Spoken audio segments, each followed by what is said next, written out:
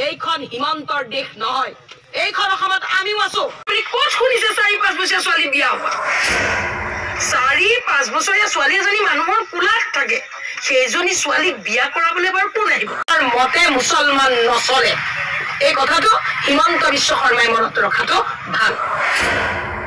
যে মই মুছলমান সমাজত বাল্য বিবাহ হবলৈ নিদিও। আৰে তুমি নিদিয়াটো বাদ দিয়া, মুছলমানে বাল্য বিবাহ নিজেই নকৰায়। আকৌ কি কৈছে?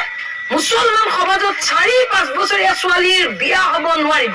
হিমন্ত বিশ্ব শৰ্মাই এই কথাটো যিদিনাখন কৈছিলে, মই কিন্তু সঁচা কথা কৈছো দেই, মোৰ অকমান ভয় লাগিছিলে।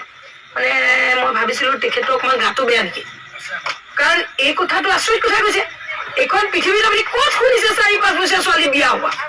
4-5 বছৰীয়া ছোৱালী এজনী মানুহৰ কোলাত থাকে, সেইজনী ছোৱালীক বিয়া কৰাবলৈ বাৰু কোন আহিব? গতিকে তেখেতৰ চাগে কথাটো কোৱাৰ দিনা অকমান গাটো বেয়া আছিল নেকি। গতিকে এতিয়া চাগে তেখেতৰ গাটো ভাল হৈছে, এতিয়া নকব। আপোনালোকে এটা বাইক লোৱাৰ চেষ্টা কৰিব, গাটো সেইদিনা বেয়া আছিলে, সেইকাৰণে হয়তো এতিয়া কেতিয়াবা হয়, জ্বৰ চৰ থাকিলে মানুহে অকমান ভ্ৰম বকে। সেইদিনা হিমন্ত বিশ্বইও ভ্ৰম বকা মানে আৰু কি জানিছে নহয়, গা বেয়া হলে মানুহে কেতিয়াবা ভ্ৰম বকে, তেওঁ ভ্ৰম বকিছিলে।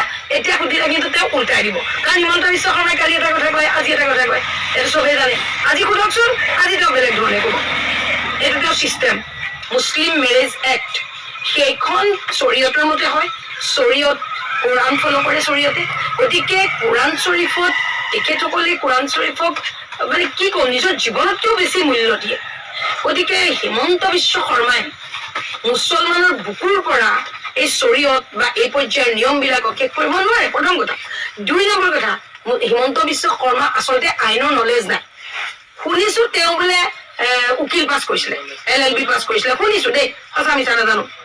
এতিয়া কথা হল, তেওঁ কি উকালতি পাছ কৰিলে মোৰ কিন্তু ডাউট আছে, একদম ডাউট আছে। তেওঁ বোলে হেনো উকিল আছিলে, তেওঁ কি ধৰণৰ উকিল আছিলে মোৰ কিন্তু ডাউট আছে। কাৰণ চাওক, কোনো জ্ঞানী মানুহে আইন এখন ৰাজ্যৰ পৰা নাইকিয়া কৰি দিব নোৱাৰে। মুছলিম বিবাহ এক্টখন ভাৰতৰ আইন ব্যৱস্থাৰ অংশ। এতিয়া সমগ্ৰ ভাৰতত মুছলমানে মুছলিম বিবাহ মেৰেজ এক্টৰ মতে বিয়া কৰিব, অসমৰ মুছলমানখিনিয়ে হিমন্ত মতে বিয়া কৰিব, এইটোতো হব নোৱাৰে, এইটো কেতিয়াও হব নোৱাৰে। বাল্য বিবাহ আমিও সমৰ্থন নকৰো, বাল্য বিবাহ বন্ধ হোৱাটো আমি বিচাৰো, কিন্তু হিমন্ত বিশ্ব শৰ্মাই বাল্য বিবাহ বন্ধ কৰাৰ নামত মুছলমানৰ ওপৰত যি নিজৰ যিটো গোলামী জাপি দিব খুজিছে, তাৰ মই তীব্ৰ ভাষাৰে প্ৰতিবাদ কৰিছো। আৰু কোনো মুছলমানে যেন হিমন্ত বিশ্বৰ এই কথাবিলাকক গুৰুত্ব নিদিয়ে।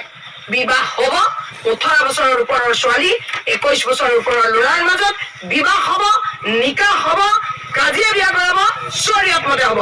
কাৰণ এইখন হিমন্তৰ দেশ নহয়, এইখন অসমত আমিও আছো। হিমন্তৰ মতে মুছলমান নচলে। এই কথাটো হিমন্ত বিশ্ব শৰ্মাই মনত ৰখাটো ভাল।